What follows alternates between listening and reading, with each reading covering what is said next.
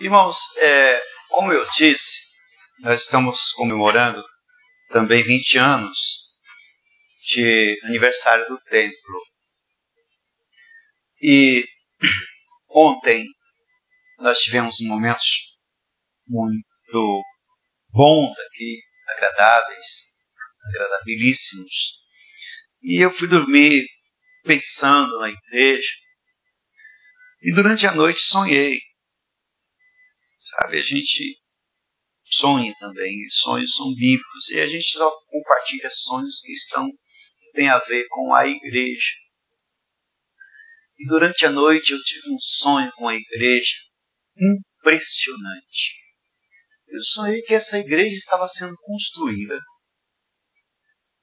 Essa igreja estava sendo construída. E o construtor, mestre da igreja, mestre de obras, dessa igreja sempre foi meu pai, e já está com o Senhor. E ele estava aqui. E a igreja ainda estava em construção. Ou seja, a gente voltou no tempo. E nessa igreja, que é esta, tinha muita gente familiar. Inclusive o Edson, meu irmão que está aí, estava. Eu já não imaginava que ele vinha aqui hoje. Ele estava nessa construção lá do passado.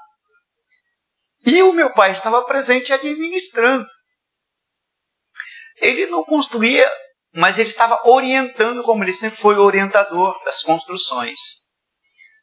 E em construção nós fizemos a nave inferior, que é a de baixo. Depois estava terminada essa nave aqui, a gente ia em construção. E depois tinha uma outra igreja em cima dessa.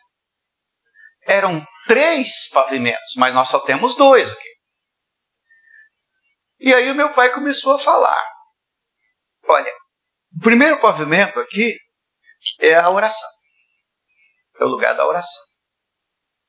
O segundo é o lugar dos cultos, que é esse que nós estamos. E o terceiro é o lugar de um culto especial, que eu nem sei o que ele estava querendo dizer. Mas nós não temos o terceiro. Aí eu acordei. Bem no aniversário da igreja eu tenho esse sonho, por isso que eu estou contando. Tem alguma coisa de espiritual nesse lugar, nessa uma revelação, só pode ser uma revelação. Eu fiquei tão impressionado que eu tenho um caderno que escrevo sonhos e revelações. Aí eu acordei de manhã e já fui lá para o caderno registrar, né? Porque essas coisas a gente vai ver, depois Deus vai dando o entendimento para a gente.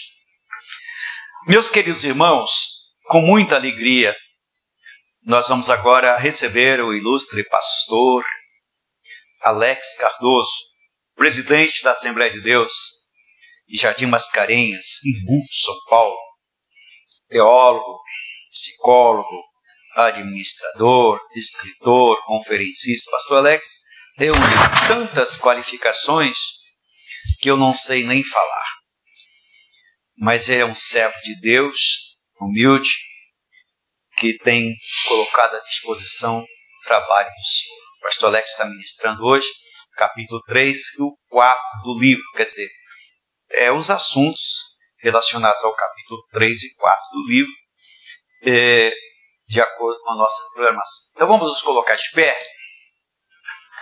e com muita alegria receber o ilustre pastor Alex Cardoso. Amém. Obrigado. A paz do Senhor para todos. Amém.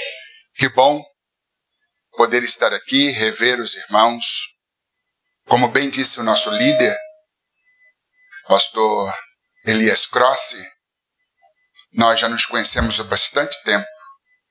E ele bondosamente tem me franqueado todos os anos o púlpito desta igreja eclética, igreja que tem uma estima pela palavra, porque tem na sua liderança um mestre que ama a palavra e que a ensina com excelência.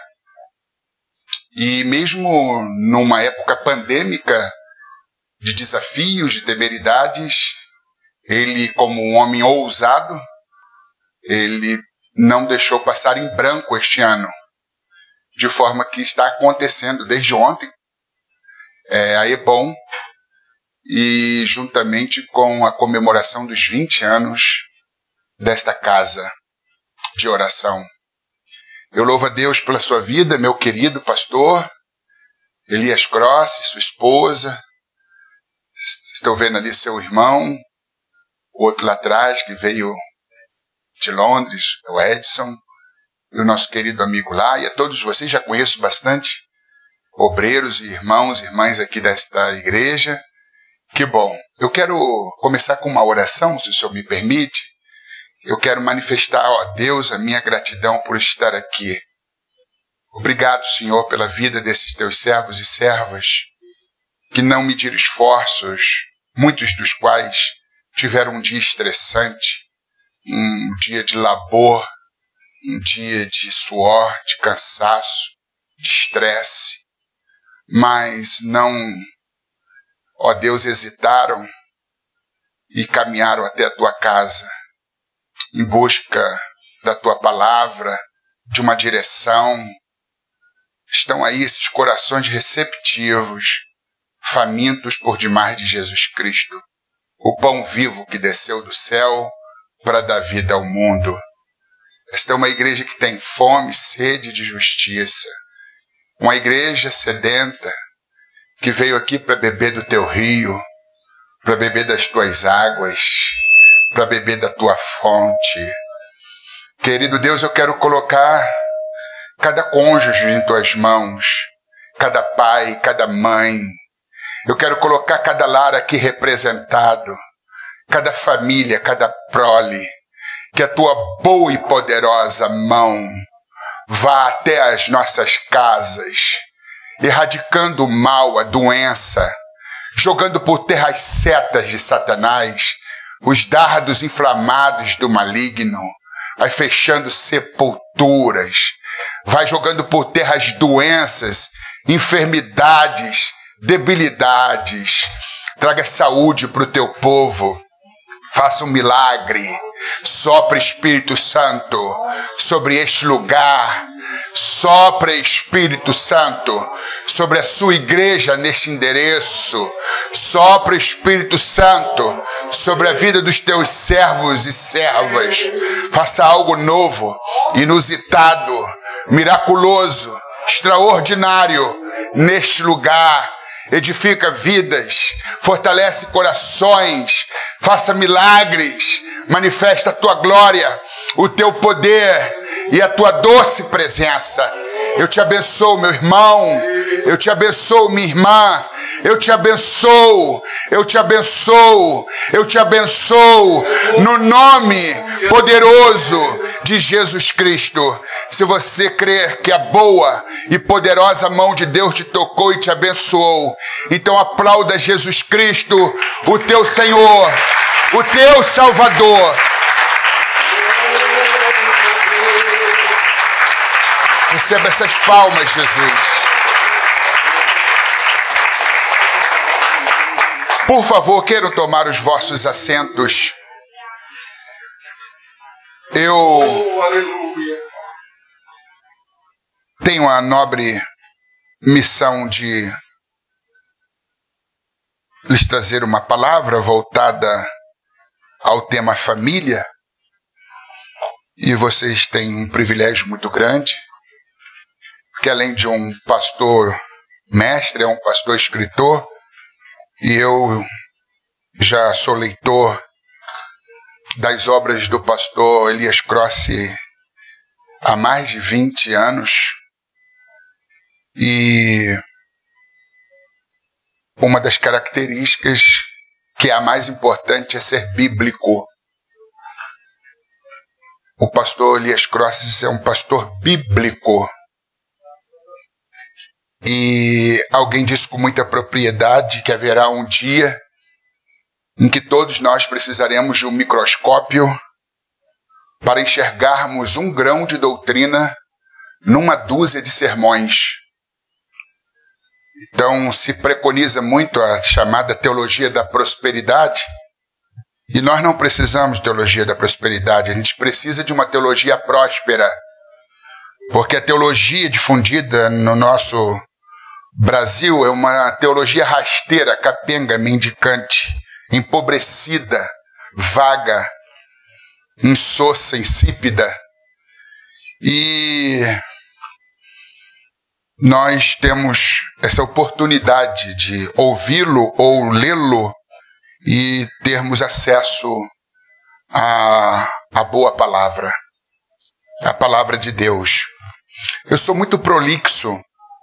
Martinho Lutero, ele dizia que o bom pregador é aquele que sabe a hora de parar de falar. Mas era exatamente essa aula que eu faltei. Então o que eu vou fazer? Eu vou vigiar. Como são duas lições consubstanciais, a de número 3 e a de número 4, e não são poucas as páginas ou laudas, né? Tanto da lição 3 como a da 4, para eu não ficar tergiversando e sem um parâmetro por causa da tentativa de ser prático, pedagógico, funcional e ir direto ao ponto, capacidade essa que ainda me falta, mas eu estou perseguindo. Então eu vou a partir do capítulo 4, onde nós vamos ficar no capítulo 4, tá bem? Fundamentos de uma família abençoada. Temos aqui um embasamento bíblico, que é o Salmo 127. Mas, ouvindo o pastor José Elias Crossi falando de um sonho, de que essa igreja estava em construção, uma igreja construída há tanto tempo, né? E então me veio ao coração algo para compartilhar a respeito. Então eu os convido a abrirem a Bíblia em 1 Coríntios capítulo 3.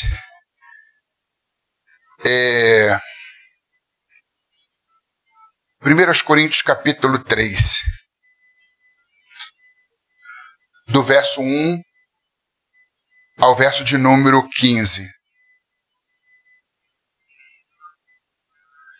Eu vou começar a partir do 10, para ser mais conciso, mesmo que eu me refira aos outros versículos não lidos, mas o texto básico será 1 Coríntios 3, versos 10 ao 15.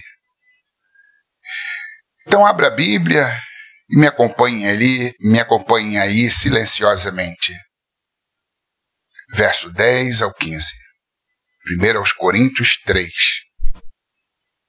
Segundo a graça de Deus que me foi dada, pus eu como sábio arquiteto o fundamento, e outro edifica sobre ele. Mas veja cada um como edifica sobre ele. Porque ninguém pode pôr outro fundamento além do que já está posto, o qual é Jesus Cristo. E se alguém sobre este fundamento formar um edifício de ouro, prata, pedras preciosas, madeira, feno, palha, a obra de cada um se manifestará, na verdade o dia a declarará, porque pelo fogo será descoberta, e o fogo provará qual seja a obra de cada um. Se a obra que alguém edificou nesta parte permanecer, esse receberá galardão. Se a obra de alguém se queimar, sofrerá detrimento, mas o tal será salvo, todavia, como pelo fogo. Mantenham suas Bíblias abertas em Podendo, paralelamente na página 51, onde a gente dará início à quarta lição intitulada Fundamentos de uma Família Abençoada. No que diz respeito também à igreja, há um fundamento, e Paulo se refere a ele aqui neste texto de 1 Coríntios, capítulo 3, do verso 10 em diante. Eu quero aqui consubstanciar minha fala não só no texto bíblico e paralelamente à lição, mas também quero aventar aqui um tema. Diga comigo, arquitetura. Diga comigo, arquitetura é preencher os espaços vazios e esvaziar aqueles preenchidos, dando forma, dimensão e beleza. Imagina você passa de frente a um terreno baldio, cheio de arbusto, capim, escombros. Se você não tiver olhos clínicos, criativos, aquele terreno baldio não vai passar de um terreno baldio, coberto de mato, abandonado e esquecido. A questão é que, quando um arquiteto, ou mesmo um engenheiro, um projetista, ele passa por um terreno inóspito, ele consegue antever no que pode ser construído ali. Ele antevê uma edificação, uma obra.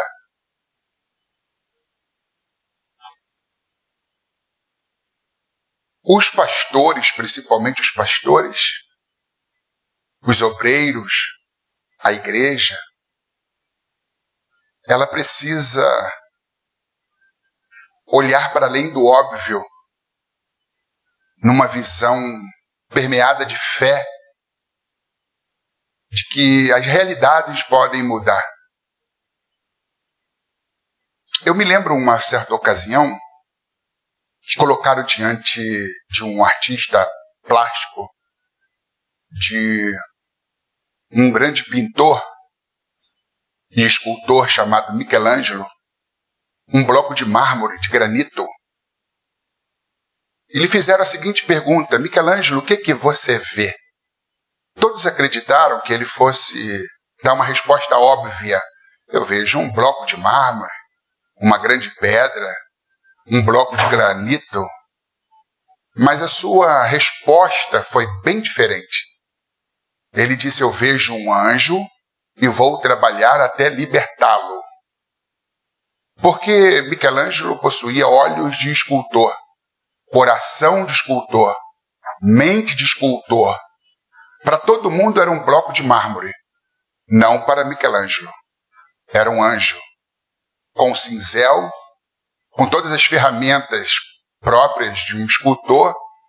Ele então começou a esculpir aquela pedra amorfa, sem forma, totalmente descaracterizada, e à medida que ele trabalhava, à medida que ele suava, se dedicava, se debruçava sobre aquele bloco de mármore, ele ia ganhando forma, tamanho, beleza, e não é que ele conseguiu antever um anjo.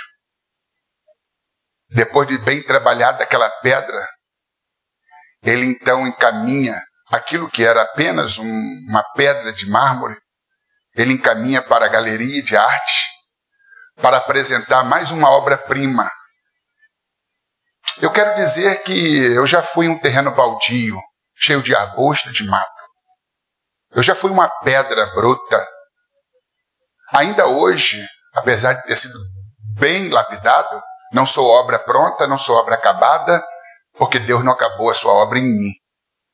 Há muitas áreas da minha vida que precisam ser ainda investigadas, trabalhadas, aperfeiçoadas, mas eu sou um ser em construção.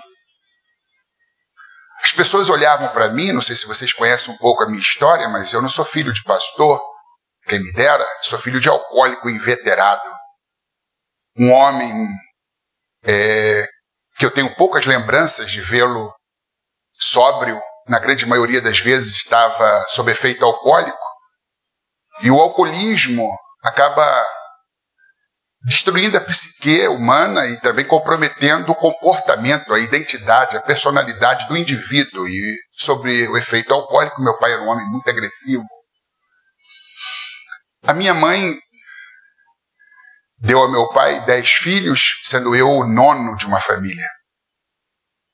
O penúltimo, abaixo de mim apenas o caçula.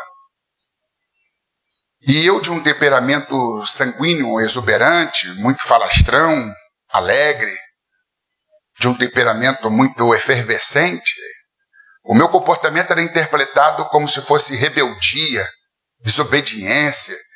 E a minha mãe se tornou uma mulher neurótica por ter sofrido muito na mão do meu pai. Ela sofria muitas violências numa época que não havia Lei Maria da Penha para inibir as ações do meu pai. Covarde, violência doméstica. Muitas vezes procurava a delegacia, fazia boletim de ocorrência, mas não dava em nada, porque era assim no passado. Não dava em nada.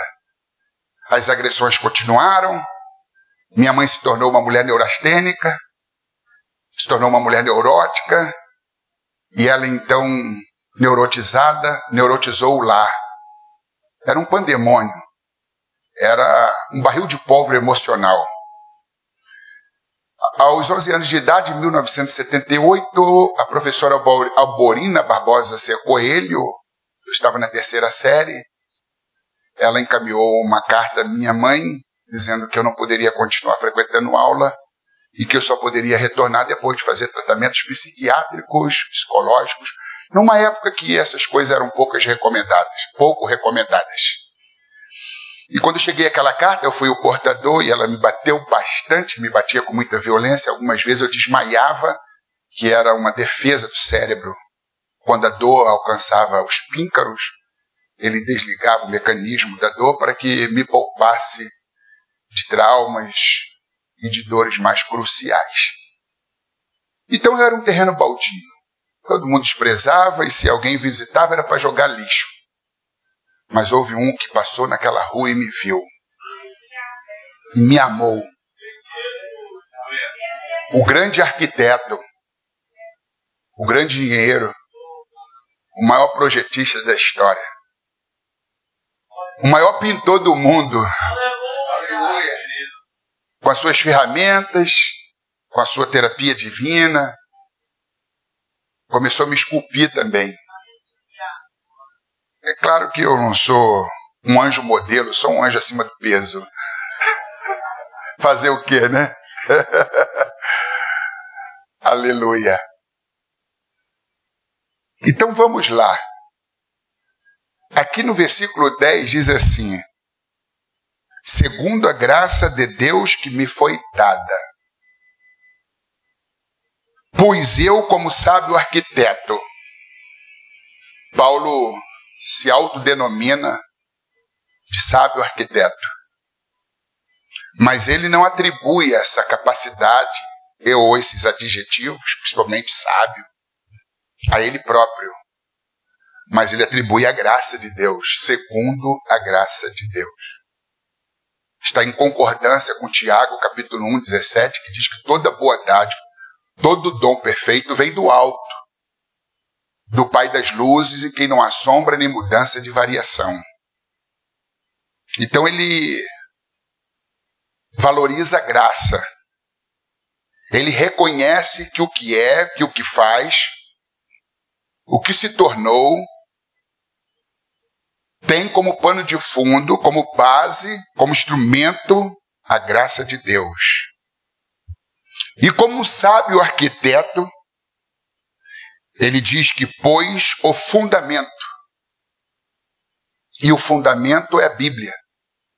O fundamento nesse contexto é o próprio Jesus, o Verbo que se fez carne e habitou entre nós. O fundamento aqui são as doutrinas apostólicas, todo o arcabouço doutrinário. E ele diz, e outro edifica sobre ele, mas veja como cada um edifica sobre ele, o modus operandi. Não basta fazer, tem que fazer corretamente. E não basta fazer o que dá certo, tem que fazer o que é certo. Porque os fins não justificam os meios.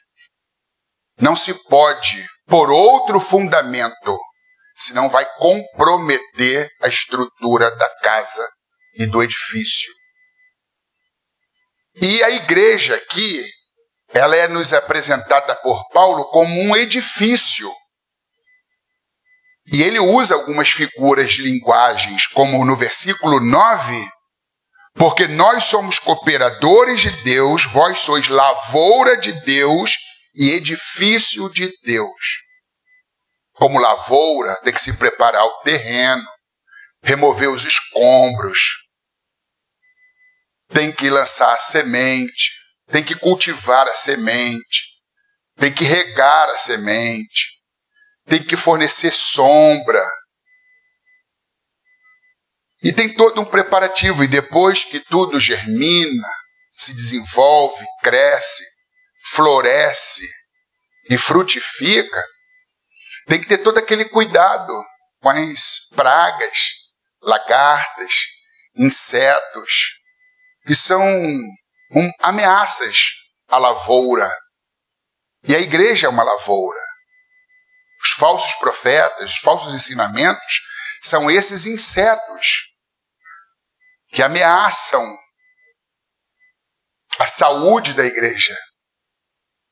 Então, a igreja precisa crescer, mas crescer saudável, porque há corpos que crescem, há corpos que incham, e ainda outros corpos que engordam. Todos aumentam de tamanho, mas só o que cresce é saudável.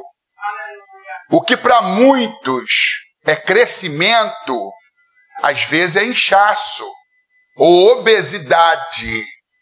Crescimento só é crescimento quando há arrependimento, mudança de vida, metanoia, transformação da mente. Tudo que é puro, amável, afável, tudo que é louvor de boa fama, sejam essas coisas que ocupem a vossa mente. Mente sã, corpo são. Então Paulo, como um viticultor, um agricultor, como um homem que cuida da lavoura, está bem atento à presença das pragas. E tem lá o seu inseticida, a boa doutrina, a palavra da verdade, para conter os insetos, as ameaças. Mas logo ele apresenta a igreja também como edifício de Deus. Não se começa a edificar uma casa pelo teto. Tudo tem o seu momento. A primeira coisa é a fundação.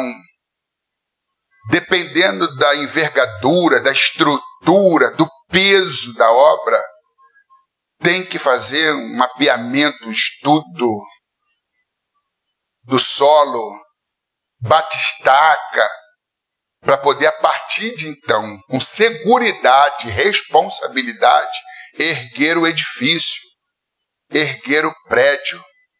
E edifício poderia chamar edifício, porque é difícil erguer o edifício.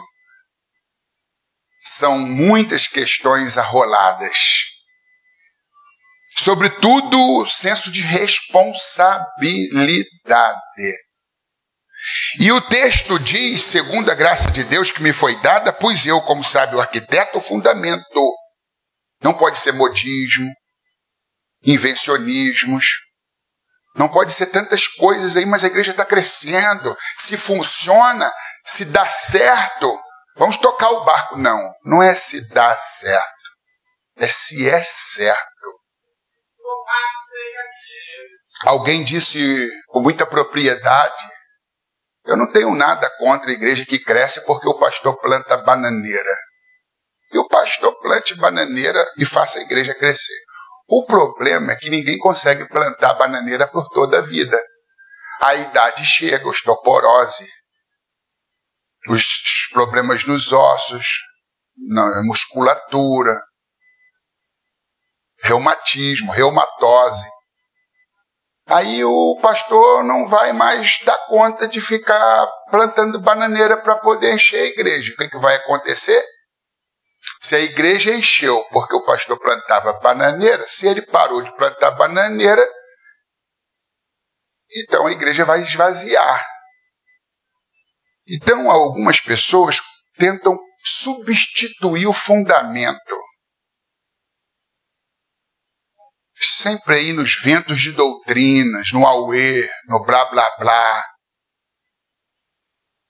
Se não for a palavra o fundamento, se não for Jesus a rocha o fundamento, é questão de tempo, vai ruir. E o pastor Crossi explica muito bem aqui quando ele cita aquelas palavras de Jesus sobre a casa edificada sobre a rocha e edificada sobre a areia. E que o lar, e a gente está falando de igreja, e tem tudo a ver uma coisa com a outra. A igreja começa no lar, na casa.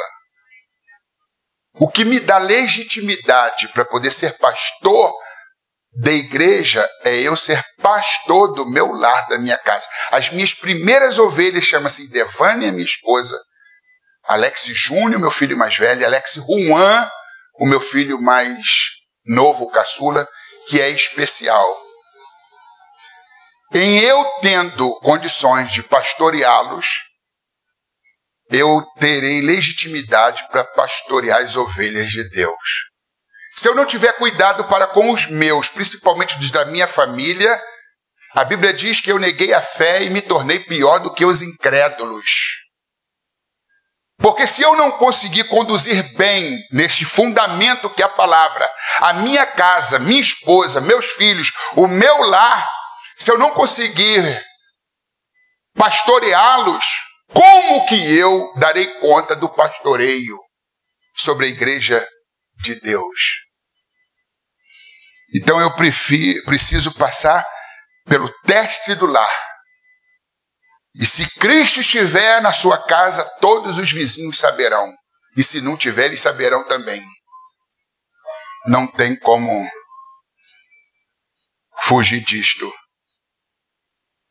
E diz aqui que ninguém pode pôr outro fundamento. Mas a igreja está crescendo. Está engordando. Está inchando. Porque a igreja que enche, que engorda e que cresce, elas aumentam de tamanho. Mas só a que cresce é saudável. Inchaço não é saúde. Obesidade também não. E eu falo isso de cadeira. No alto dos meus 143,500 gramas de carne, ossos, sangue, músculo, pele, cartilagem, tutano e gordura.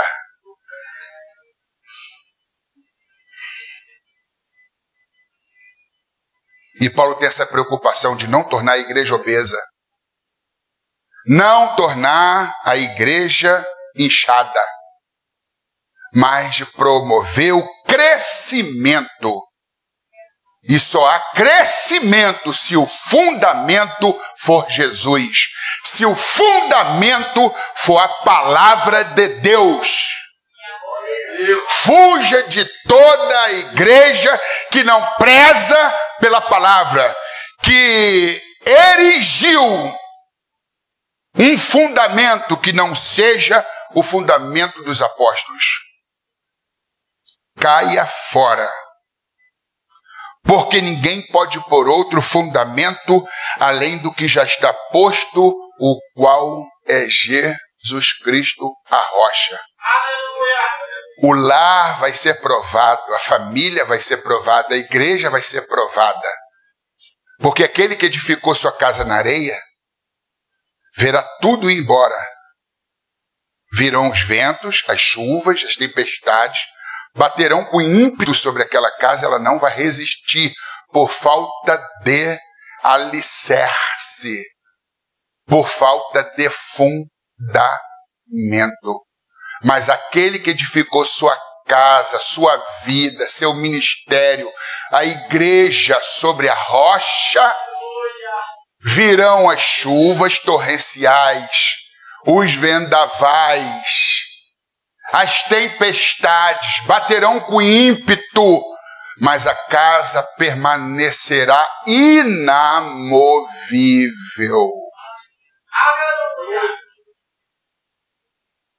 Então se preocupe com o fundamento da tua casa. Se preocupe com o fundamento da tua vida espiritual. Se preocupe com o fundamento do teu ministério. Se preocupe em oferecer à igreja o fundamento proposto por Jesus, proposto por Paulo, proposto por todos os outros apóstolos. E diz aqui o texto: e se alguém sobre este fundamento formar um edifício de ouro,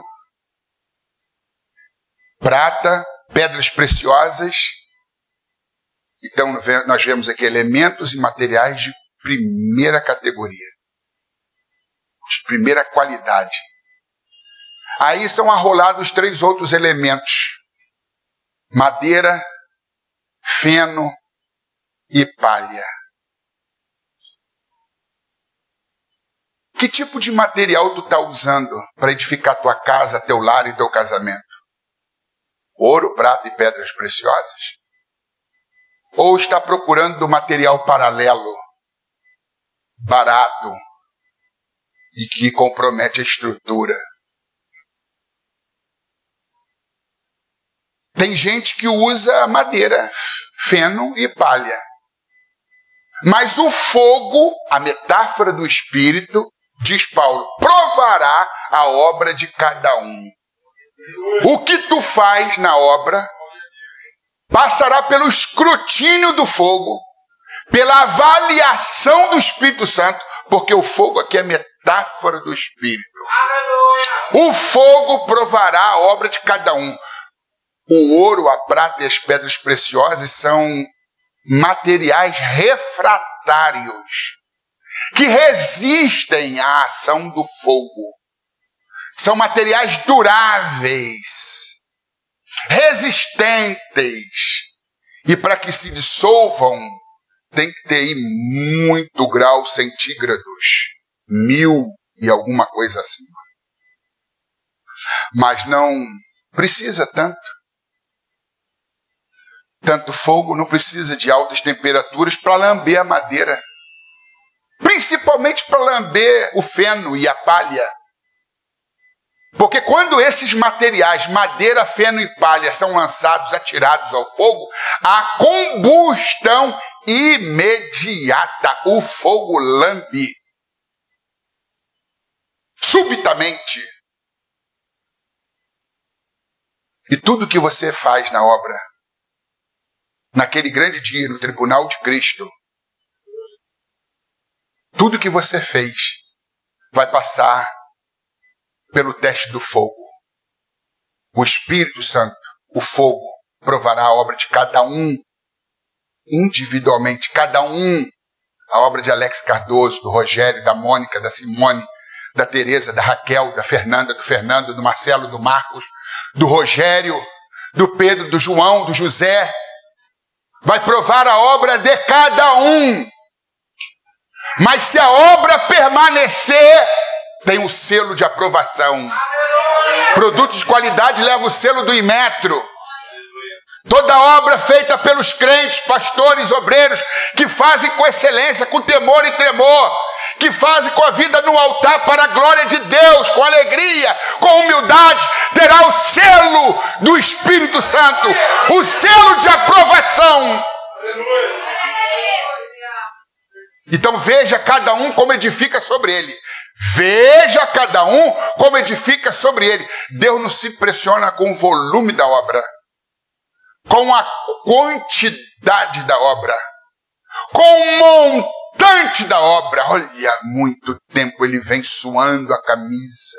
Há muito tempo ele vem invitando esforços e esforços hercúleos. A A gente se impressiona com a dedicação, a abnegação, mas Deus, Ele vai além. Nós avaliamos as ações e Deus as motivações. Porque existem pessoas que se locupletam no reino, na obra. Existem pessoas que elas sofrem de síndromes, doenças chamadas pulpinite, holofotite, microfonite, tem otite, né, que é o problema de ouvido, mas tem o pulpinite. Pensa que o reino de Deus se restringe a 4 paredes, púlpito, microfone e luz de ribalta. Ministério não é ser visto. Ministério é serviço. O servo que não serve, não serve. Precisamos voltar à teologia do avental. Deitar água na bacia, se cingir de toalha, colocar o avental e assumir o papel mais humilde da casa. Santa Teresinha de Lisieux, uma religiosa francesa que morreu aos 22 anos, muito admirada pelos talentos, pelos dons, habilidades, potencialidades, e as meninas do convento diziam: mostre-te, apresenta-te, busca um lugar ao sol, és muito talentosa. E ela dizia: eu quero o último lugar, porque ninguém briga pelo último lugar. Em outras palavras, citando Paulo, 1 Coríntios 10, 31, quer comais, ou quer bebais, ou façais qualquer outra coisa, fazei tudo para a glória de Deus. O fogo provará a obra de cada um, e o que o Espírito vai querer saber é o seguinte: fez para a glória de Deus? Fez para a glória de Deus? Salmo 100, versículo 2, serviu o Senhor com alegria. Fez com alegria? Ou com cara emburrada, reclamando, se queixando, murmurando, empurrando com a barriga? Maldito é aquele que fizer a obra do Senhor relaxadamente. Murmuração de crente soa como música para Satanás. Santo Agostinho, bispo de Hipona, diz que cada cristão deveria ser um aleluia da cabeça aos pés. O cristão mal-humorado é um difamador do Senhor. Nada envergonha mais o evangelho do que cristãos carrancudos, mal-humorados, revoltados, neurotizados. Adicione alegria na tua vida.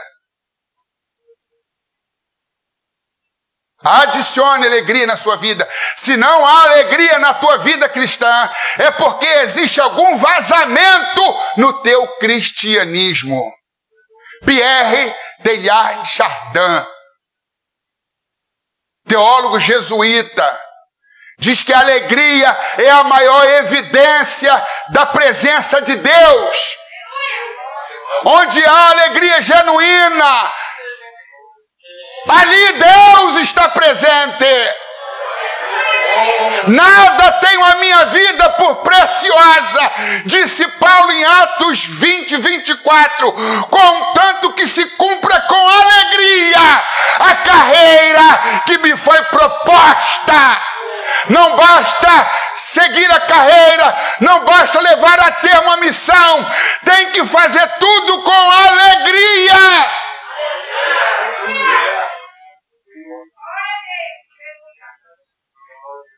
Teresa de Ávila faz uma oração.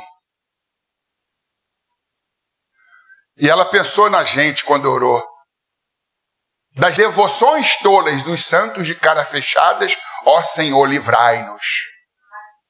Porque tudo que não é feito com alegria são realizações tolas, práticas tolas, serviços tolos, realizações tolas. Não seja um santo de cara fechada. Sorria, você... Não adianta lipoaspiração, sobe aqui, desce, tira aqui, sobra ali, então tira e põe.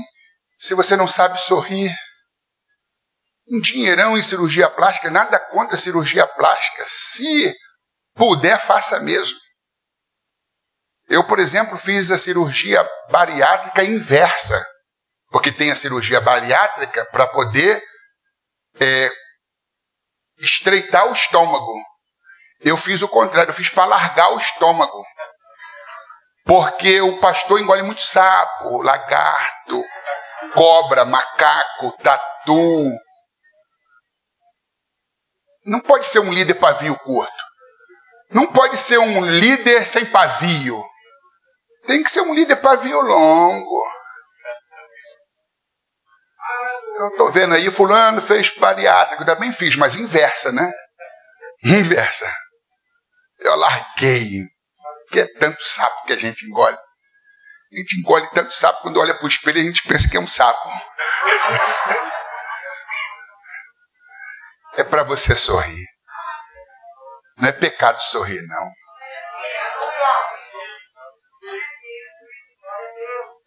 Das devoções tolas e dos santos de caras fechadas, ó Senhor, livrai-nos. O cristão mal-humorado é um difamador do Senhor. O Evangelho são novas de grandes alegrias. O Evangelho é uma mensagem alegre, de salvação, de esperança, de libertação, de mudança. Alegre-se, alegre-se, alegre-se. Aí o Espírito Santo e o fogo provará a obra de cada um. Quando fez, quando assumiu o trabalho, quando caminhou até a obra, era com alegria? Tem que ser feito para a glória de Deus e com alegria. Nada façais por contenda ou por vanglória venitas, glória vã. Mas cada um considere uns aos outros superiores a si mesmo. Nada façais por contenda ou por vanglória, mas com humildade, humus, argila, terra, o barro. Ter consciência de que veio para o barro, vai voltar para o barro. Nunca se ache demais, porque tudo que é demais sobra, tudo que sobra vira resto. Todo o resto vai para o lixo. Menos. Por que tanta arrogância? Se no final teu corpo será misturado com lama. Somos cadáveres adiados. Se não o somos agora, seremos depois.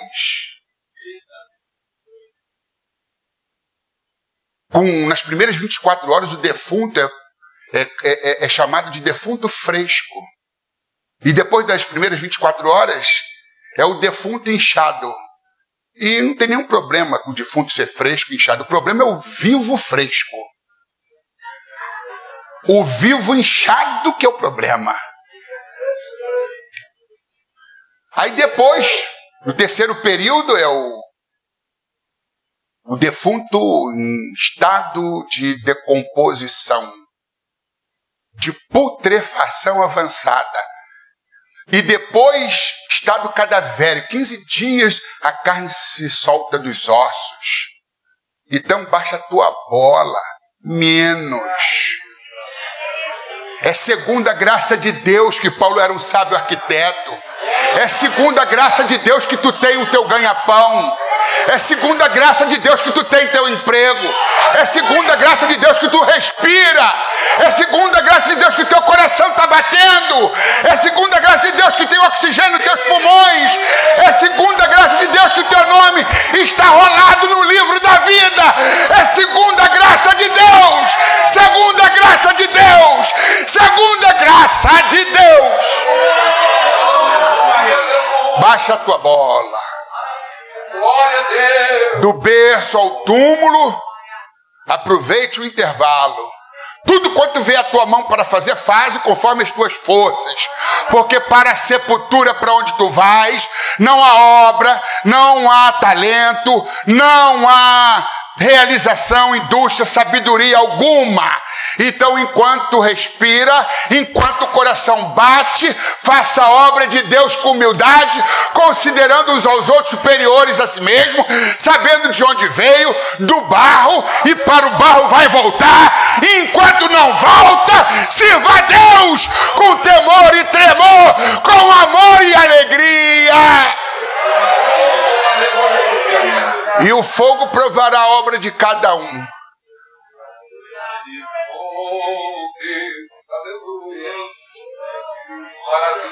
1 Coríntios 16, 14. Todas as vossas coisas sejam feitas em amor. Se tu não tem amor no que faz, o próprio Pedro, depois de haver negado Jesus, quando Jesus vai para restaurá-lo, disse: Pedro, tu me amas? Amo. Então apacenta os meus cordeiros. Porque Jesus não entrega cordeiros na mão de quem não o ama. Porque se amar Jesus, vai amar os cordeiros de Jesus. Pedro, tu me ama pela segunda vez? Amo! Então apacenta as minhas ovelhas. Pela terceira vez, Jesus perguntou: Pedro, tu me ama? Se entristeceu, porque já era pela terceira vez que Jesus fez a mesma pergunta. Senhor, tu sabes que eu te amo. Então apacenta as minhas ovelhas. Se existe algum pastor obreiro cuidando de gente, cuidando com aspas, liderando, dirigindo um trabalho que não ama Jesus, pode ser um líder que confiou o trabalho, a convenção, o conselho, o concílio, mas Jesus não confia a sua igreja nas mãos de quem não o ama. Para confiar à igreja esta grande, nobre responsabilidade, Jesus quer se certificar se a pessoa o ama. Porque se ama Jesus, vai amar as ovelhas de Jesus. Se ama Jesus, vai amar a obra de Jesus. Se ama Jesus, vai amar o que Jesus ama e quem Jesus ama.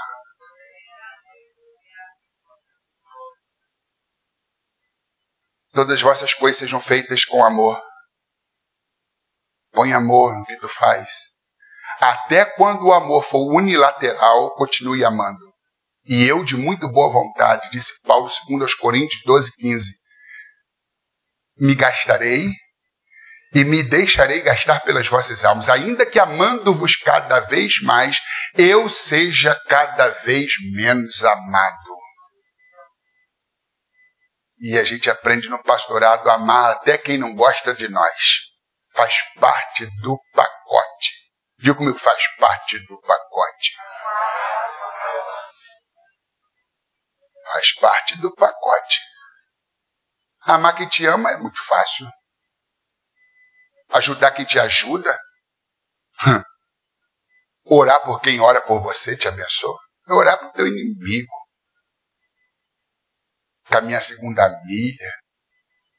Revelar esse amor por meio da tolerância, resignação, resiliência, longanimidade, temperança, domínio próprio.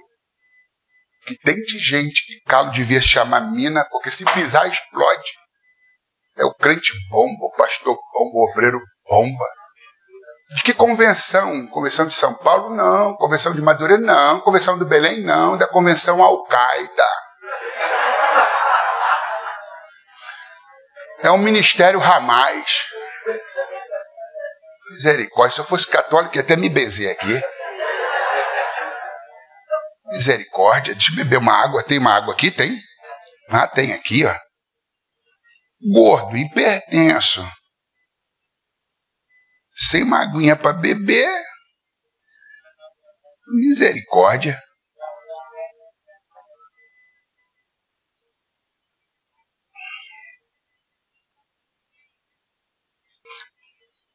Não é obra pronta. É obra para bater estaca, para cavar, extrair o barro. lançar os fundamentos. Depois que o leão está morto, todo mundo que diz que é o caçador tem que ser o desbravador, arranca toco. Aí o arquiteto passa no terreno baldio e diz, opa, aqui dá um prédio, um escritório, uma clínica, uma arquitetura arrojada, ó, impressionante. Dá para fazer muita coisa linda aqui. E a arquitetura é preencher os espaços vazios, esvaziar aqueles preenchidos, dando forma, dimensão e beleza. Paulo, como grande arquiteto, pega a igreja de Corinto, uma igreja cheia de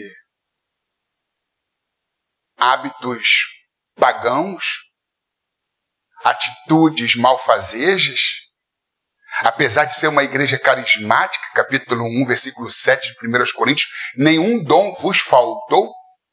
E Paulo, ele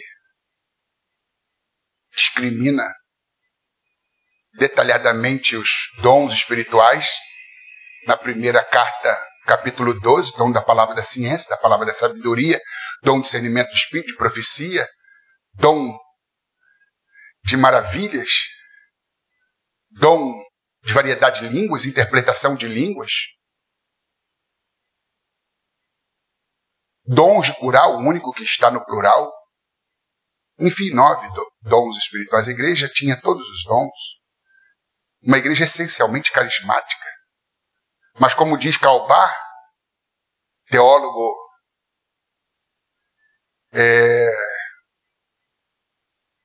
suíço, ele diz que uma igreja com carisma, mas sem caráter, é uma catástrofe. E a igreja de Corinto, já no capítulo 1, a família de Estéfanes, diz Paulo, a contenda entre os fiéis lá em Corinto. E há um fã-clube. A igreja está toda fracionada. Uns dizem, eu sou de Paulo. Outros dizem, eu sou de Apolo. Outros dizem, eu sou de Cefas. E tem um quarto grupo, que se julga mais espiritual, que diz, eu sou de Cristo. Mas é tão contendeiro como todos os demais. E a igreja de Corinto objetou a ajuda, o sustento pastoral de Paulo, dizendo, não, ele não merece. Vamos repensar sobre isso.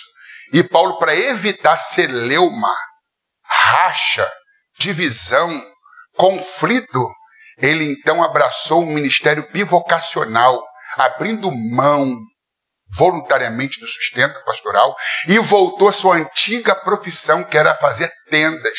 Conheceu um casal chamado Áquila e Priscila, que era do mesmo ofício, e abriram um negócio, fabricantes de tenda. Mas enquanto Paulo seguia fazendo tenda, a igreja de Corinto seguia fazendo contenda. Diga comigo, é melhor fazer tenda do que contenda.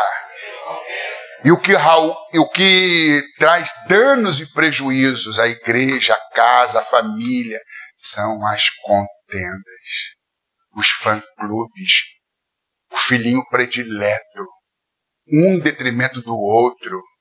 Deus não faz acepção de pessoas.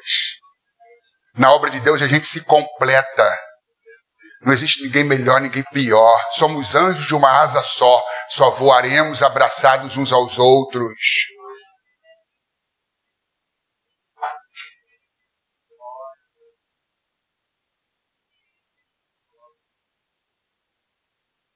Aquela igreja de Corinto, capítulo 2, Paulo fala do homem natural, do homem espiritual.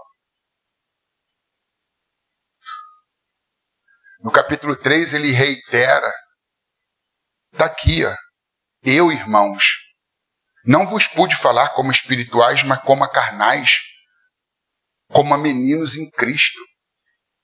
Ou seja, eu queria oferecer a vocês um alimento substancial, proteico, vitamínico, com muitos nutrientes, mas não posso porque vocês são meninos, bebês, crianças. Uma igreja imatura. Mas Paulo não abriu mão do fundamento. Não vou substituir o fundamento. Não vou dar o que a igreja quer. Eu vou dar o que a igreja precisa. Porque quando a gente muda a mensagem de Deus, a gente muda o Deus da mensagem. E ele está vendo que a igreja não está preparada para algo mais suculento, proteico, vitamínico. E tem que ficar dando leitinho. Porque sois meninos. Uma igreja menina. Ele quer mudar a dieta, mas não pode. Com leite eu vos criei, versículo 2, e não com manjar, porque ainda não podíeis, nem tampouco ainda agora podeis. Os bebês são adoráveis, mas seria uma monstruosa tragédia se uma pessoa permanecesse bebê a vida toda. Pelo tempo, diz o autor aos Hebreus, já era para ser mestre, mas ainda precisa de que tenha alguém para lhe ensinar os primeiros rudimentos. É o problema do envelhecimento sem crescimento. Maturidade não significa o quanto a gente viveu, mas sim o quanto a gente aprendeu. Tem gente que envelhece, mas não amadurece, envelhece, mas não cresce, apenas envelhece. E não há coisa mais patética e catastrófica do que nascer, crescer, se desenvolver, envelhecer, adoecer e morrer como retrato de um potencial frustrado. Seja a pessoa certa, no lugar certo, no tempo certo, para fazer a coisa certa, com a motivação certa, para a glória de Deus, com alegria, com amor, com humildade.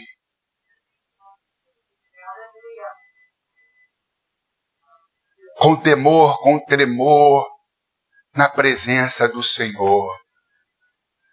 Então Deus está vendo que tipo de material você está usando no reino, no lar, na construção do relacionamento familiar, interpessoal, na empresa, na vizinhança, na igreja, em casa, volto a dizer. Pare de usar madeira. Pare de usar feno. Pare de usar palha. Invista o melhor. Ofereça o melhor. Cuidado com a síndrome do Sérgio Naia. Síndrome do Sérgio Naia. Presidente daquela empresa de engenharia. Tem ninguém no ramo aqui? Tem aqui em São Paulo alguns prédios arranha-céus, não sei se no Brooklyn. Não é INCO, INCO é o Instituto do Coração, é quase isso. Esqueci, me deu um branco aqui.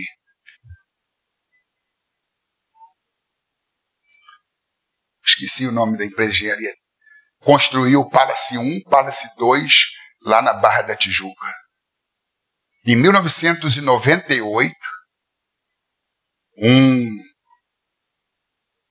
coronel do Corpo de Bombeiro, que era chefe da Defesa Civil, residente de um daqueles prédios, começou a perceber que as rachaduras estavam cada vez mais expressivas e estavam assumindo uma forma mais ameaçadora, e ele concluiu com alguns testes simples que tudo viria ao chão. Ele mesmo, auxiliado por alguns companheiros, moradores, foi de apartamento a apartamento, andar por andar, evacuando, saiam, o porteiro me ajuda, bota todo mundo para descer, e todo mundo se valendo da autoridade dele, como chefe da Defesa Civil, disse, não, ele tem propriedade para falar, vamos sair. Todo mundo evacuou. Quando todo mundo está esperando o prédio cair, 8 famílias disseram assim, não, mas eu esqueci meu canário belga na área de serviço. E ele canta tão bonito, quão bonito é o gorjeio daquele passarinho.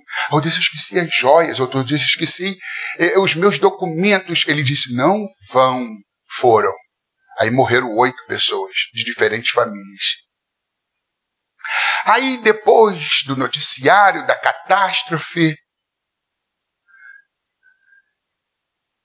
move-se uma ação processual e vem os técnicos para fazer a avaliação estrutural que levou ao desabamento do Palace, não sei se 1 ou 2. Aí os laudos periciais concluíram. A areia que foi usada foi tirada do mar, bem ali próximo, com 25 vezes mais salinidade, o que compromete a consistência do cimento.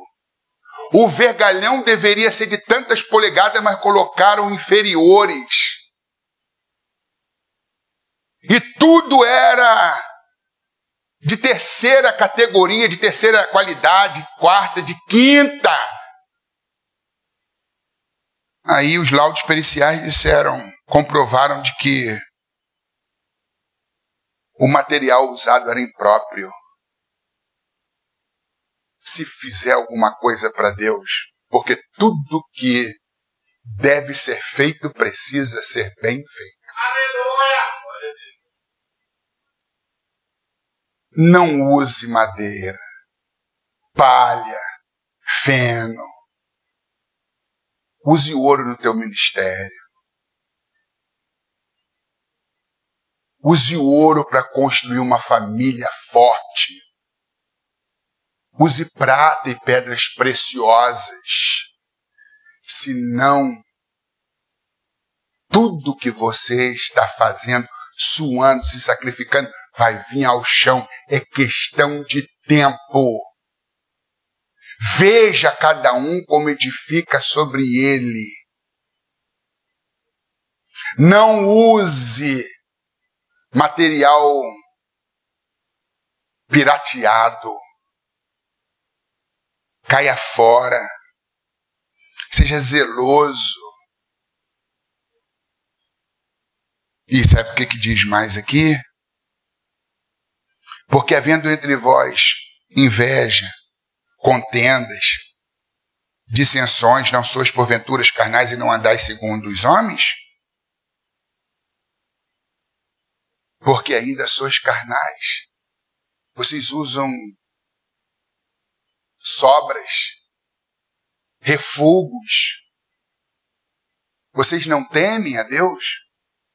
Aquele que, tendo um único filho, fez dele um missionário, que deu o que mais ele tinha de importante, porque Deus amou o mundo de tal maneira, e quem ama se sacrifica, quem ama se doa, e doa o melhor.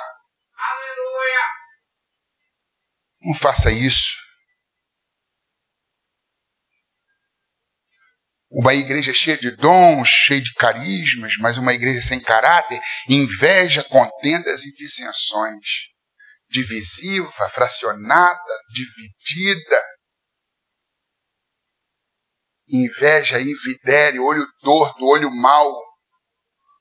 O crente invejoso, ele tem um pouco de candomblé, umbanda, quimbanda, que é o olho torto. É isso que significa inveja, porque não consegue olhar nos teus olhos, porque não se sente bem em te ver bem. Há uma diferença entre cobiça, ciúme e inveja. Às vezes faz uma mistureba terrível. Ciúme é querer manter o que se tem, fala de possessividade. Cobiça é querer o que você tem. A inveja é um pecado mais sórdido do que o ciúme e do que a cobiça, porque é querer que o outro não tenha. O invejoso, ele sofre mais com o teu sucesso do que com o próprio fracasso. A inveja fornece a lama que o fracasso atira contra o sucesso. Tem muita gente sendo perseguida, sofrendo de denuncismo barato, calúnias, injúrias, tendo o nome lameado, a reputação não só arranhada, mas assassinada por conta da inveja. E esta igreja é uma igreja invejosa, cheia de emulações, iras, contendas. É uma igreja cheia de obras carnais. Ela precisa de um fundamento. E Paulo tem este fundamento. É uma igreja menina, mas Paulo não se perturba. É melhor ser pastor de uma igreja menina. Vê lá no capítulo 14, quando Paulo faz um esforço hercúleo para ensinar como se deve usar os dons para a glória de Deus. Fale 2 ou 3 profetas, mas um após o outro. Não proibais em falar em língua, eu falo língua mais do que todos vocês, mas quem fala em língua edifica a si mesmo, seu espírito ora bem. Se for para falar publicamente, fale numa língua que todo mundo entenda. Se for para ter intimidade com Deus, fale e ore em línguas, para que tu sejas edificado, porque quem prega de uma forma que todo mundo entenda, que quem interpreta uma língua, ou quem profetiza, edifica a igreja. Quem fala em língua, edifica a si mesmo. E ele ensina, doutrina, orienta. E ele não vê problema em ser pastor de uma igreja menina. Porque é melhor ser pastor de uma igreja menina do que uma igreja defunto. Porque a menina cresce, o defunto apodrece. Eu prefiro uma igreja menina. E a gente vai doutrinando, orientando, cortando as arestas, porque o líder não é aquele que corta as asas, é aquele que orienta o voo, que dá um norte, que traz o ensinamento, o fundamento, com o tempo, mesmo com muito trabalho, muito esforço, as coisas vão se encaixando, vão melhorando. Muitas vezes, antes de começar a administrar, é preciso agonizar. E Paulo agonizou com essa igreja, mas não abriu mão desses irmãos. O que depender de mim, vocês vão voar. Todo mundo nasce lagarta, mas ninguém está obrigado a morrer como lagarta. Há um mistério chamado metamorfose. Há um processo chamado casulo. Toda lagarta pode ser borboleta. Basta sobreviver ao processo. Se você pode voar, por que rastejar? Pare de rastejar e ganhe o céu de brigadeiro.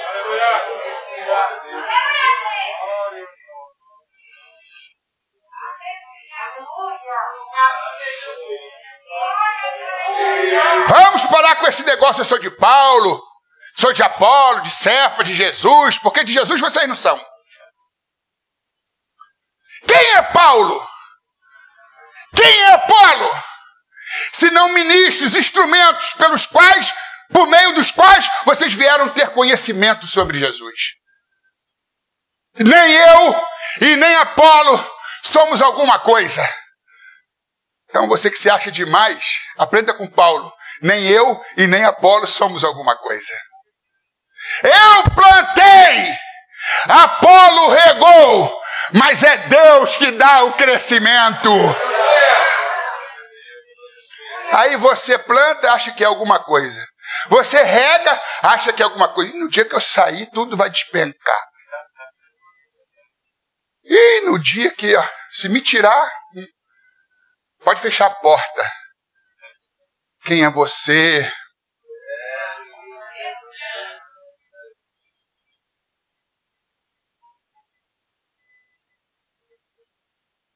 Deus não pode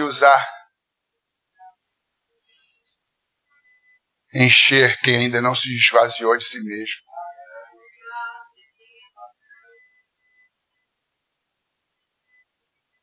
Aí, meus irmãos, pelo que o que planta,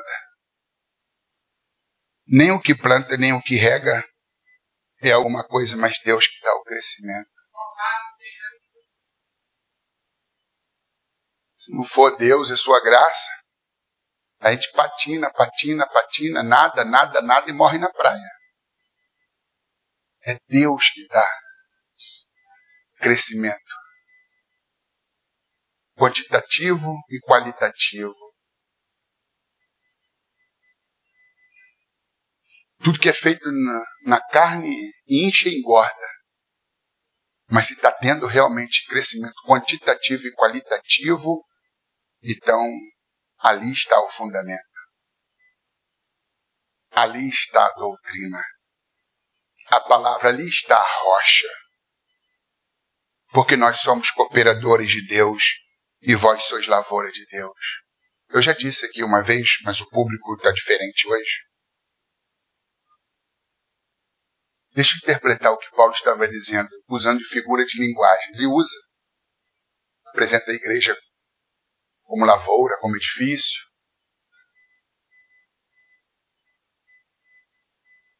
Sérgio Naia, lembrando, passou a ver o sol nascer quadrado, foi preso até poucos anos, não sei agora. Aquele pessoal desde 1998 não haviam recebido indenizações. É a justiça brasileira. Justiça tardia não é justiça.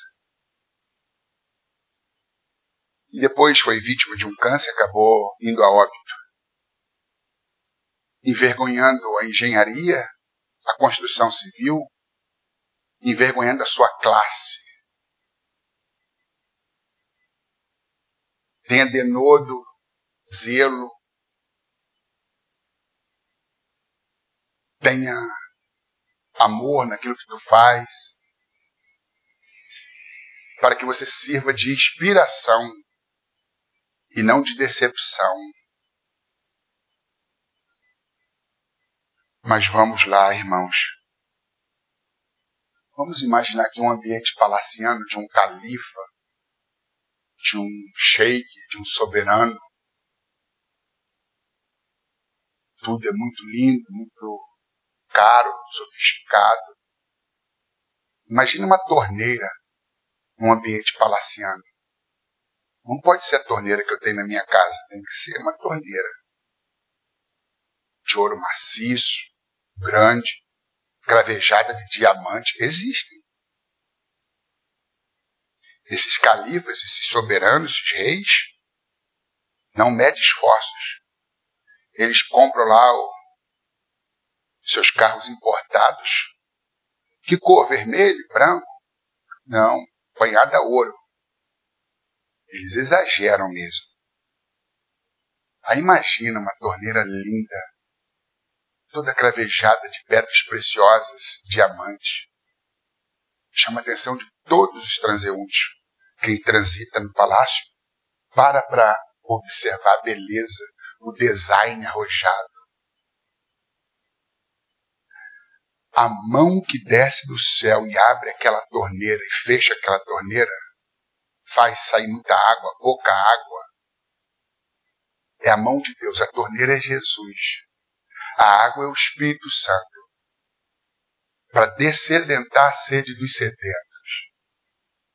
Paulo está dizendo, sabe essa mão poderosa que desce do céu e abre e fecha a torneira? É a mão de Deus. Sabe essa torneira linda que encanta, atrai e chama atenção? É Jesus Cristo. Sabe a água que sai pela torneira e descedenta a humanidade? É o Espírito Santo. E eu e Apolo, sabe o que nós somos? O cano. Nós somos os canos. Ninguém chega na tua casa e diz assim, mas que cano bonito, que cano. O cano fica atrás do reboco. O cano fica atrás da parede. O cano não é para ser visto, não. É para ter sua funcionalidade, sua utilidade. Mas é a torneira que recebe o elogio. Ah, mas que cano bonito. Está alguma coisa errada, porque o cano devia estar atrás do reboco. É o que Paulo e Apolo estão dizendo. Nem eu e nem Apolo somos alguma coisa. A gente não é a mão, a gente não é a torneira, a gente não é a água. A gente é o cano por onde a água passa. E está de bom tamanho, não está? Está de bom tamanho. E se você não aceita ser cano, tu vai entrar pelo cano.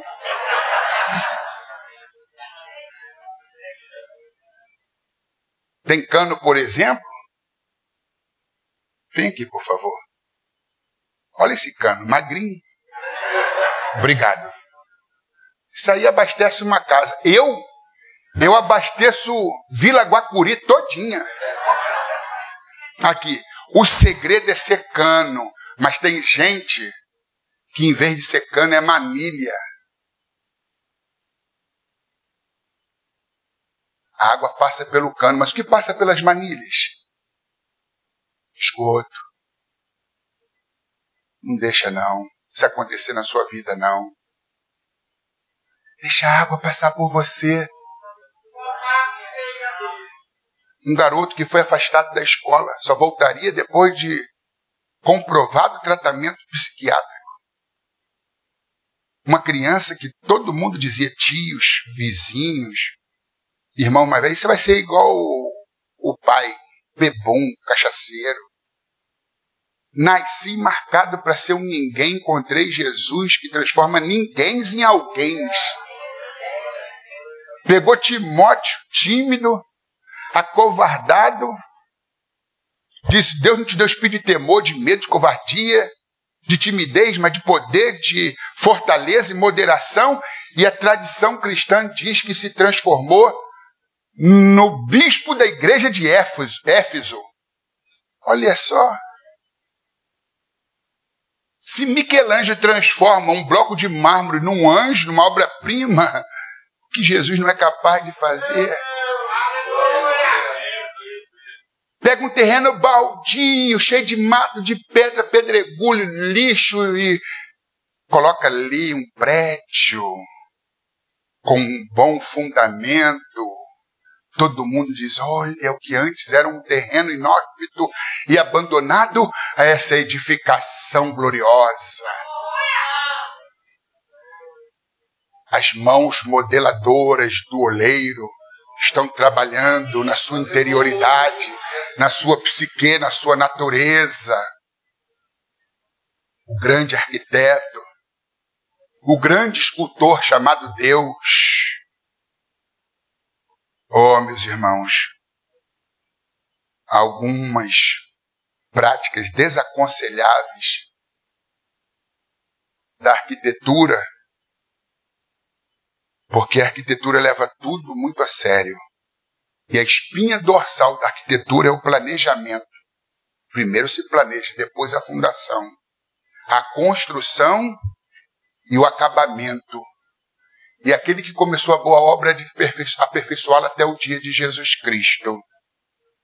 Mas existem algumas práticas nocivas à arquitetura. É o afobamento. Tudo tem um tempo certo. Tudo aquilo que é feito antes ou depois do tempo de Deus é tempo perdido. Nada de afobamento. Já ouviu falar que a pressa é inimiga da perfeição? E o afobado come cru? Então, olha, tira o afobamento. Não seja o primeiro rato. Porque o primeiro rato nunca come o queijo. Conhece essa história? Do primeiro rato? Conhece? Posso contar? Você nunca mais vai querer ser o primeiro rato. A fazenda é infestada de ratos.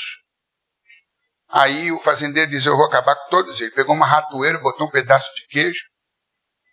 Aí tem uns ratos mais malandros, mais vividos, mais experientes. Olharam, investigaram.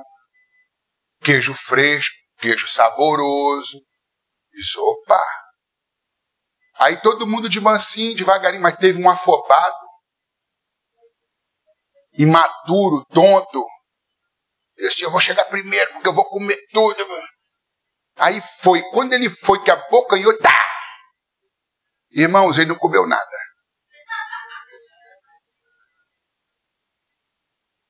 Cabeça esmagada e o queijo espalhado. Aí o segundo, terceiro, quarto, 13º, 18º rato, todo mundo comeu queijo, menos o primeiro. Não seja o primeiro rato. Porque o primeiro rato não come o queijo, quem come é o segundo, o terceiro. Ou vocês estavam pensando, se eu fosse o primeiro rato, minha barriga não seria desse tamanho, meus irmãos. O que eu tenho comido de queijo, por não ser o primeiro, Mas eu já fui eufórico, afobado.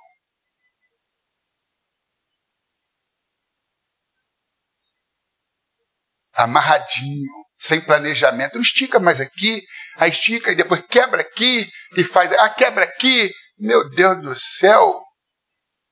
Não sabe o que faz? Não tem planejamento? Material paralelo? Amadorismo? Não.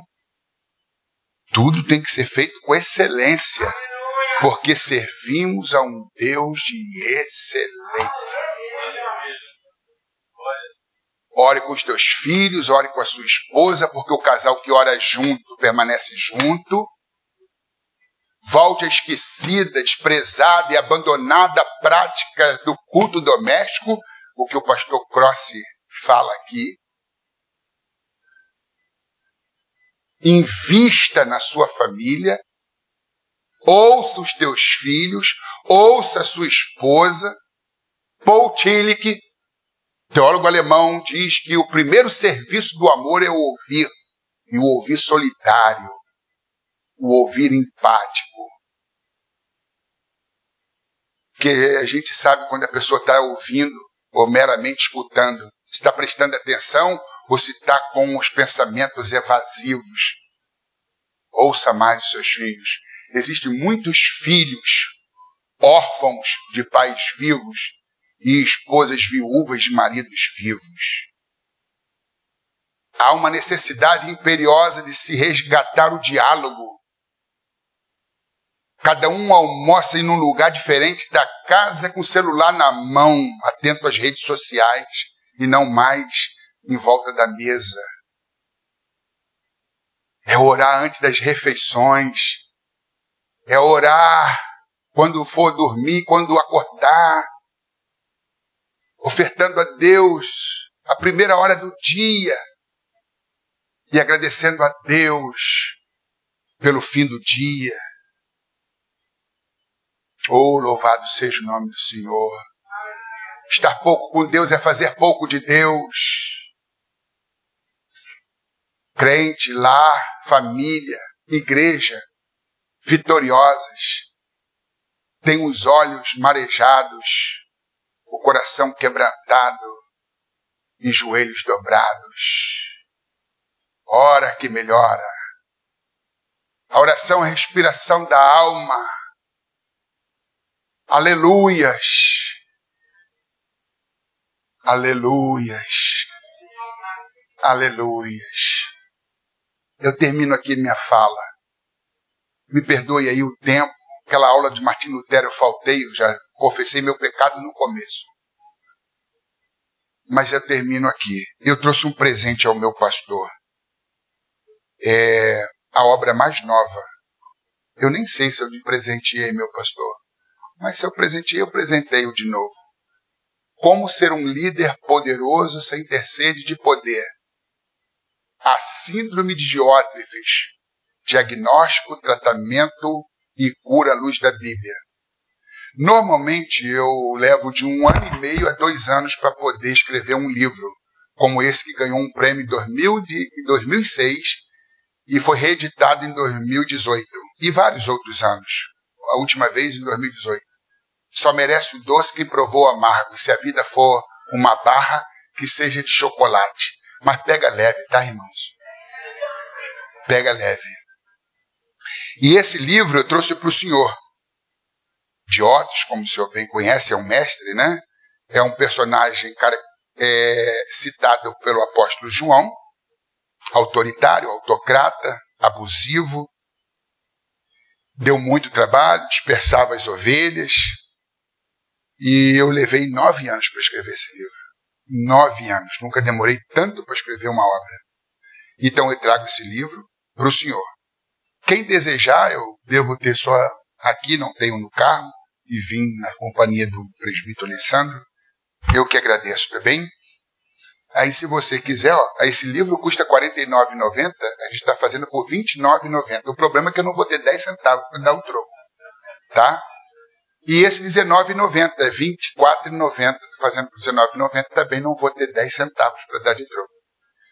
Eu acredito que seja um livro de cabeceira esse aqui. que eu tenho ouvido de gente que foi curada na alma, restaurada. Eu estou tão feliz por Deus ter me escolhido para poder escrever esse livro. Aquele é mais para pastores, obreiros, para quem exerce cargo de liderança, líder de departamento, alguém que percebe o chamado. Então está ali uma fonte de preparo ministerial. E esse aqui é para todo mundo. E eu termino aqui a minha fala. Me perdoe, pastor Elias Crossi, pela oportunidade, pela tolerância, porque vocês me toleraram aí. E oreis por mim. Fui infectado pelo vírus, fiquei nas últimas. Tem 40 dias que eu recebi alta. Estava na berlinda. Imagina um gordo sem ar, né, irmãos? Imagina um gordo sem oxigênio, querendo respirar. E Jesus me deu a oportunidade de viver um pouco mais.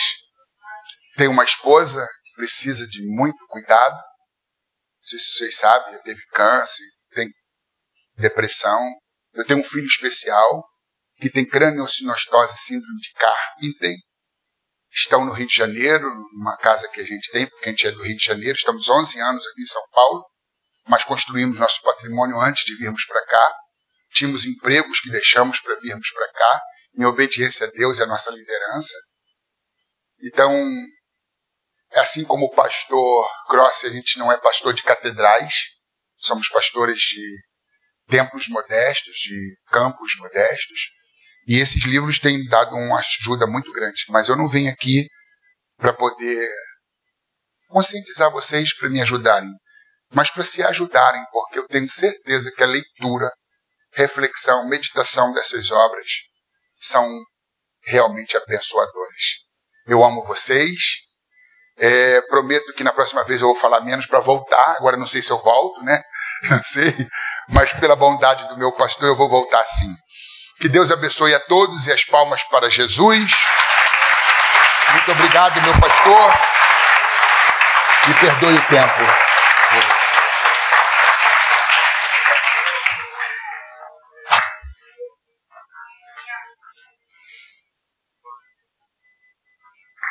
Vale uma segunda salva de palmas?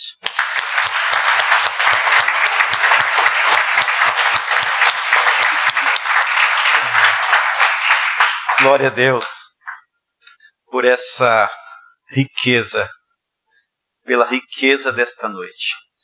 Fomos enriquecidos, abençoados. Nós acrescentamos um pouco mais de ouro à nossa caixinha de joias, com essa exposição maravilhosa que veio na medida certa,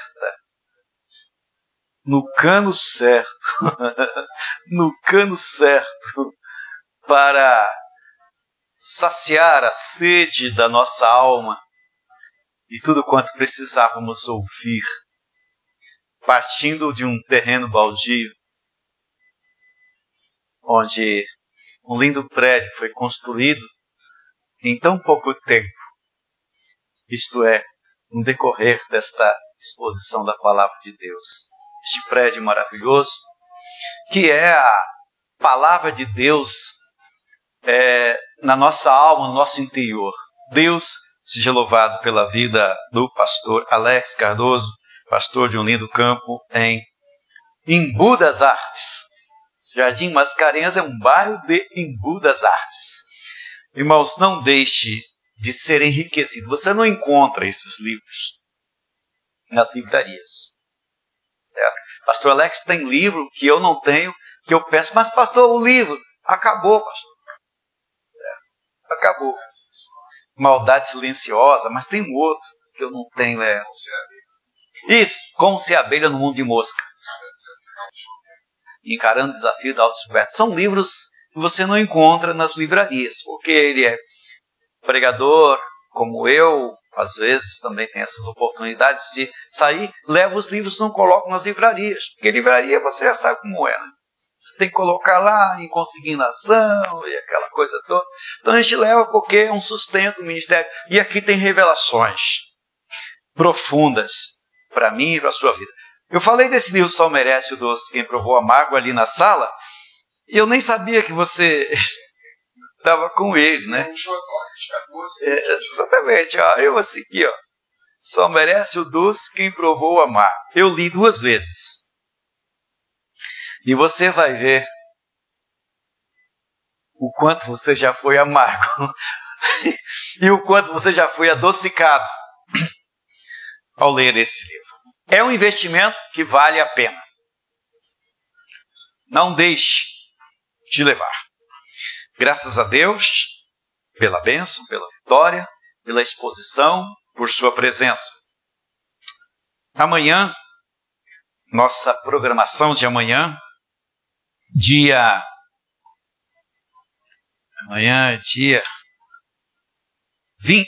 2, quarta-feira. Dia 2, quarta-feira. Abertura Pastor Ulisses, louvor congregacional, leitura bíblica, oração, apresentações. Participação, coloquei aqui, congregação Church Press, mas foi só uma ideia, se não tiver, não sei se a congregação foi avisada. Ofertório, nossa irmã Juliana Paroqui, da sede.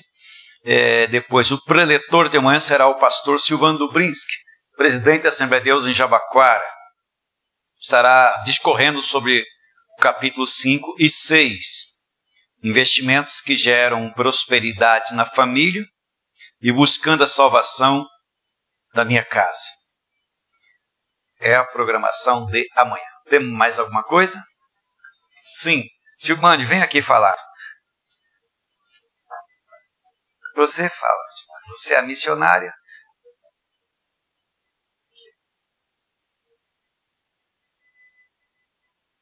A paz do Senhor, irmãos.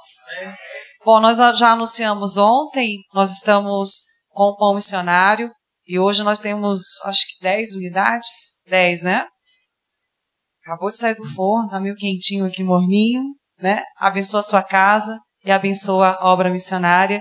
É só procurar as irmãs lá embaixo. Obrigada. Esse pão missionário é muito bom. Só existe um pão que supera esse. É Jesus. É um pão, fala igual paulista, né? Carioca não fala isso que eu vou falar agora. É um pãozinho da hora, viu? Você já virou paulista, né, pastor Alex? É um pãozinho da hora. Então, meus amados, Deus abençoe a todos. Amanhã continuaremos aqui. Nós estamos iniciando 7 horas com oração.